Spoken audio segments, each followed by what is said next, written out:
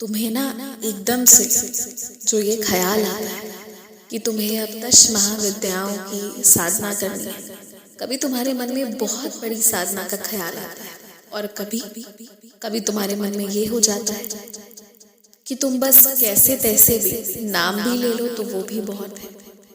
ये सारी जो भी चीजें हो रही है ना, तुम समझो ये तुम्हारे दिमाग को ना गुमराह करने के लिए हो रही है।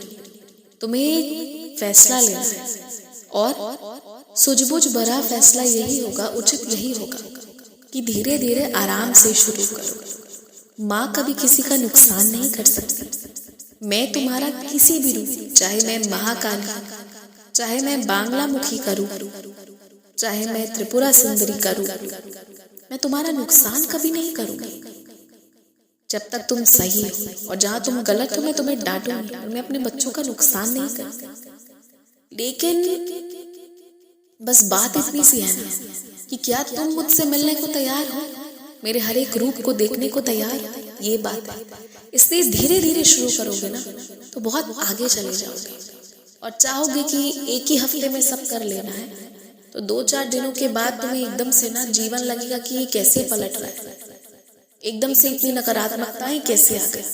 कि जब साधना, तपस्या, पूजा शुरू करोगे तो नकारात्मक चीजें हटेंगी, हटने के दरमियान वो तुम्हें दिखेंगे सामने। और अगर कुछ बड़ा शुरू कर दोगे तो एकदम से वो हो जाएगा, धीरे धीरे नहीं होगा तो बर्दाश्त भी फिर उतना ही करना होगा और फिर वो होगा नहीं तो तुम्हें लगेगा कुछ गलत हो रहा है तुमसे। इसलिए धीरे शुरू करो। मेरा तुम्हारे लिए यही सलाह रहेगा, धीरे धीरे शुरुआत करो और अपने मन से किसी भी प्रकार की चिंता, किसी भी प्रकार के तनाव को ना हटा दो। तुम्हारी जवाबदेही जहाँ तक थी तुमने वहां तक किया, और जहाँ तुम्हारे वश में चीजें नहीं है तुम उससे ज्यादा किसी भी चीज को निभा नहीं सकते। उदाहरण के लिए तुम जिस मित्रता को लेकर परेशान हो कि जहाँ तुम्हारी बोली हुई बातें फिर तुम कर नहीं पा रहे, तो तुम भी तो अपने घर से, बाहर से मजबूर हो ना।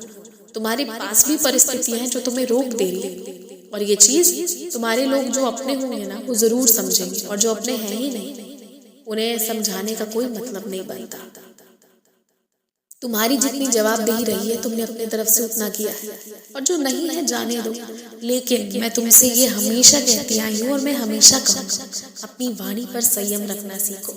इसलिए मैंने तुमसे कहा कि कभी भी किसी को एकदम से कोई ऐसा वादा या कोई ऐसी बात मत कह दो जो तुम्हें लगे कि निभाना थोड़ा मुश्किल होगा।